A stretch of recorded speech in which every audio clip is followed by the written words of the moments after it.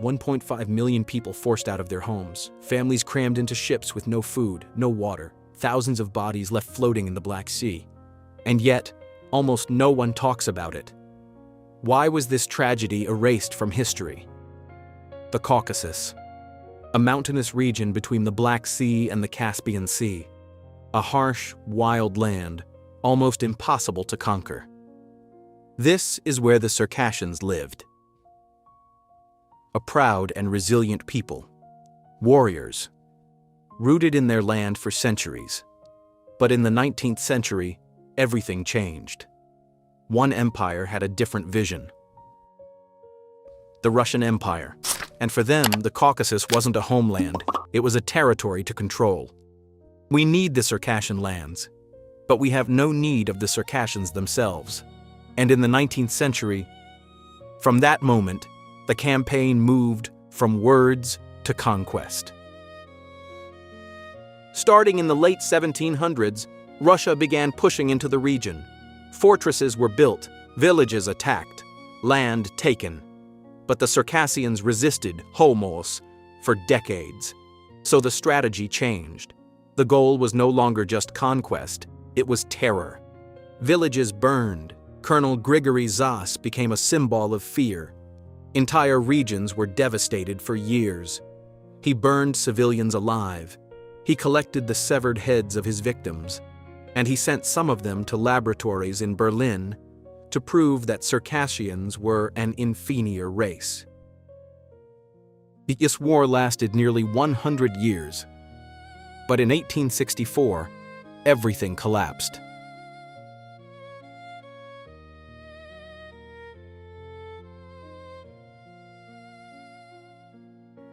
In 1864, Russia took full control of the region and made a brutal decision to expel the Circassians. So, hundreds of thousands were violently forced to flee from their homes.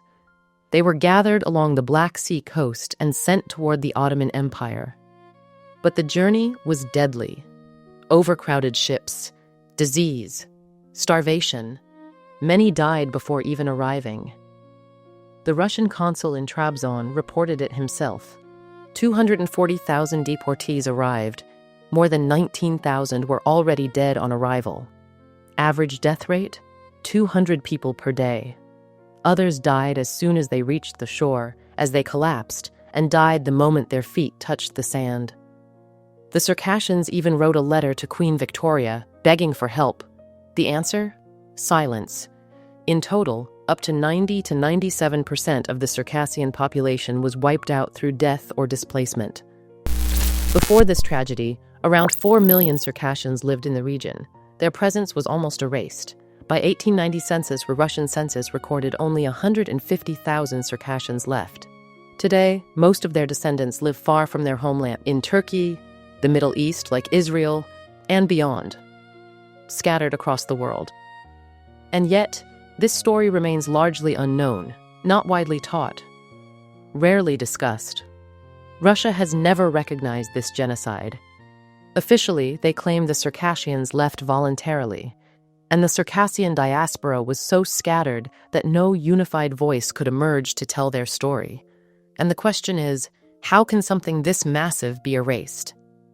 In 2014, Russia hosted the Winter Olympics in Sochi, the exact city where the last Circassians were massacred in 1864. The ski slope was built on a site called Red Meadow, named after the blood that was shed there. This isn't just history. It's about memory, about what we choose to remember and what we allow to disappear. If you learned something from this video, leave a comment and subscribe, and the stories you don't hear are the ones that matter most. Thank you for listening. These stories deserve to be heard.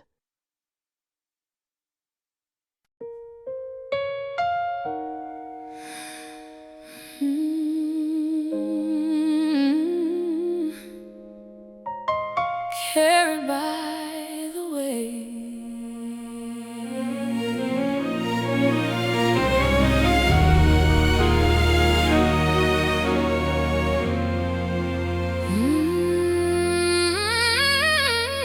They came at dawn. days. Burn the fields, burn the prayer, burn the land. Mama held her children, whisper, close your eyes. The mountains watched in silence as a nation said goodbye. They wrote a letter to a queen across the sea. Save our people, save our home, set us free. But the ink dried on the paper, no answer ever came. And the Black Sea learned the sound of a million crying names. We were here before the maps erased our name. We were seeds inside the earth. You can burn us, but we grow again. We were here.